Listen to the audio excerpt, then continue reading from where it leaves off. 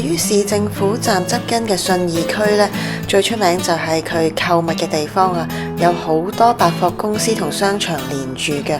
但係其實呢，美食嘅選擇都有好多喎。今次呢，就會介紹下我哋一日嘅行程。今朝咧，我哋嚟到信義區啊，咁咧就試下係搭公車嚟嘅，喺林口嘅轉運站出發啦。中途要轉一架9005嘅公車，大概要55分鐘咧就嚟到呢度啦。商業區嚟㗎，咁咧好多百貨公司啊、商場咯。今日咧，我想嚟試下呢間餐廳啊，佢咧係新嘅必比登推介，不過咧我冇訂位喎，唔知有冇位呢？佢話冇訂位嘅話咧，用餐時間咧就去到12點半，咁而家都仲有個幾鐘冇問題啦。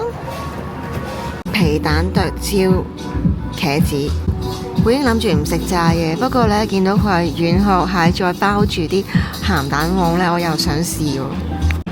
好啦，我哋就嗌呢個烏魚子炒飯啦，560蚊。跟住呢，佢仲有啲熱炒喎。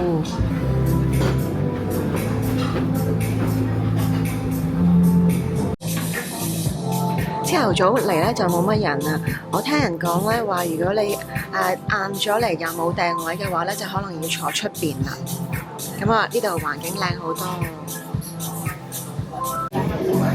咁咧等咗一陣呢，佢就上咗前菜先啊！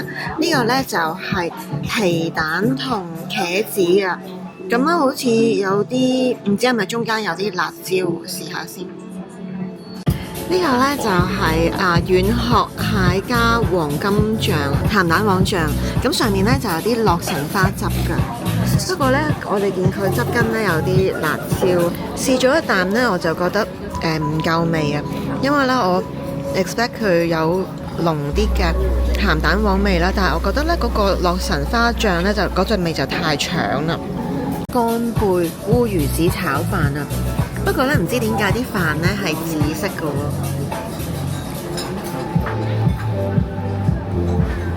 呢個炒飯咧都係幾好味嘅，咁咧佢中間有啲櫻花蝦啦，同埋滲咗啲烏魚子喺側邊。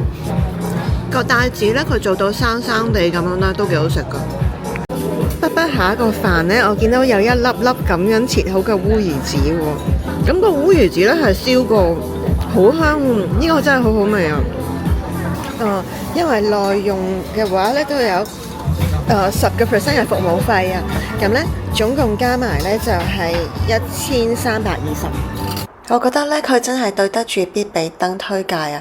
好同意佢嘅講法，品質又高，而且價錢咧經濟實惠，而且咧佢嘅環境好靚，服務質素亦都好好。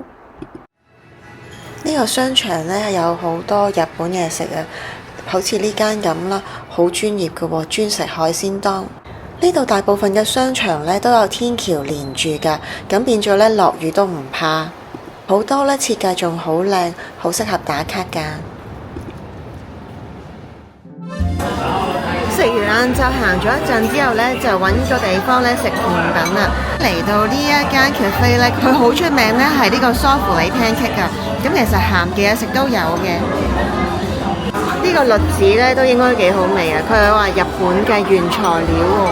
咁如果你唔中意食栗子咧，有啲傳統啲嘅味，譬如檸檬啊、芒果啊嗰啲都有。咁咧佢包一杯140蚊嘅飲品嘅。呢個係栗子鬆餅啊！咁咧嗰個栗子係咁樣嘅，下面咧好似有個雪糕包住啲栗子喎。哇！跟住呢個咧就係期間限定嘅提子味啊，唔係佢係麝香提子啊。咁啊，呢個有提子啦，有個醬啦，有個雪糕啦。跟住咧，我睇下嗰個係咁燉下㗎呢個。呢度咧仲有個 Pokemon Center。無論本地人同遊客都好中意嚟㗎，所以有時要排隊入。咁嚟到呢，梗係要同佢打卡啦。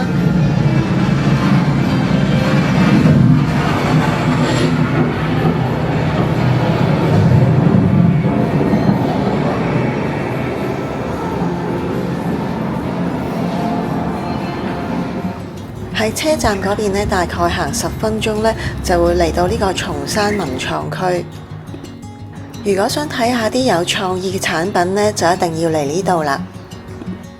其實呢度呢，以前係一個製煙工廠嚟㗎，咁佢保留咗好多特色建築呢，好值得打卡㗎。呢度有一間呢係微熱山丘嘅專門店啊，咁大家都熟悉微熱山丘做鳳梨酥呢，好出名嘅。咁呢，但係我見佢而家呢有一款新嘅 pastry 喎，叫做蜜樂酥啊，佢一條呢係有25公分嘅。有時咧仲會有啲期間限定嘅口味，Chikawa 咧而家好多人好中意嘅 character， 佢有一個 pop up store， 入去睇下先。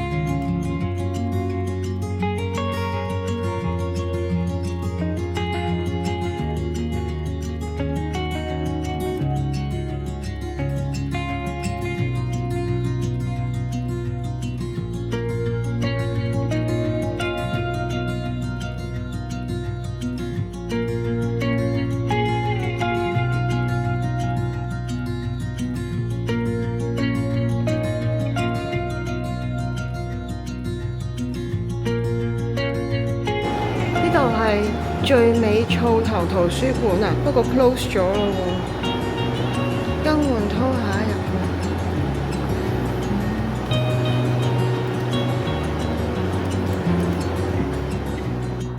呢間牛肉店呢係喺1957年喺台北古亭市場外面創立嘅，咁依家佢嘅老鋪呢，就已經攞咗米芝蓮必比登推介嘅。今次呢，我哋就嚟到呢間分店試下。如果 A 餐就係加一份60蚊小菜，你加48蚊就可以換到一份60蚊嘅小菜咁咯。跟住呢度呢係乾拌麵啊，咁呢佢係話啲呢個都係招牌喎，佢話係肉燥再加個湯套餐啊呢個。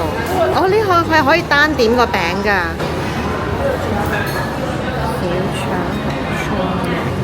咧，我哋揀咗個 C 套餐啊，咁咧佢就會包個烏梅汁啦，同埋一份小菜㗎，咁你可以呢度自己揀咯。另外咧，我哋嗌咗個餅啊，咁佢即刻喺呢度整㗎喎。哦，呢個咧係半筋半肉嘅湯麵啊，好似有啲似拉麵咯，跟住有個筋，好似好硬，跟住呢個。咁又唔係好多肉啫喎，好似要試下個湯好唔好味先。好濃嘅牛肉味啊！呢個麵咧，我覺得嗰個筋咧好好味啊！呢個筋，即係佢軟硬適中。不過咧，我覺得個牛肉咧就稍為乾咗啲、硬咗啲，我就唔係咁中意呢個。不過整體嚟講咧都係好味，因為個湯咧真係好好味。呢個麵質咧好煙韌啊！好舊，即係佢係偏硬啲嘅煙韌，但係我覺得呢個好食喎，真係，因為我唔中意食腍嘅麵。跟住嗌咗個烤菇同埋一個筍。呢個餅呢係呢個招牌嚟㗎，個店員都話好好味喎。跟住我哋加咗個醬落嚟嘅。我覺得呢度嘅食物都幾好食，不過我就唔知老店呢會唔會再好食啲。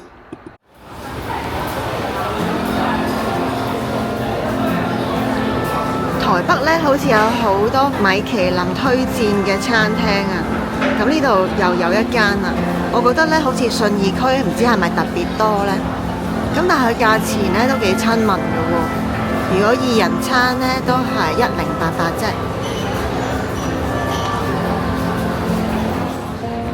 呢度咧除咗可以搭捷運之外咧，仲係一啲長途公車嘅總站。各位旅客好。今朝我哋坐嗰個9005啊，係嘛？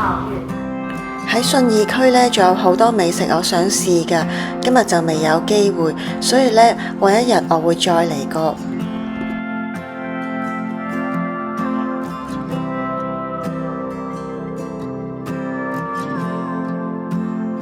如果大家鍾意今次嘅介紹，記得點讚、訂閱、分享同留言。我哋下次再見，拜拜。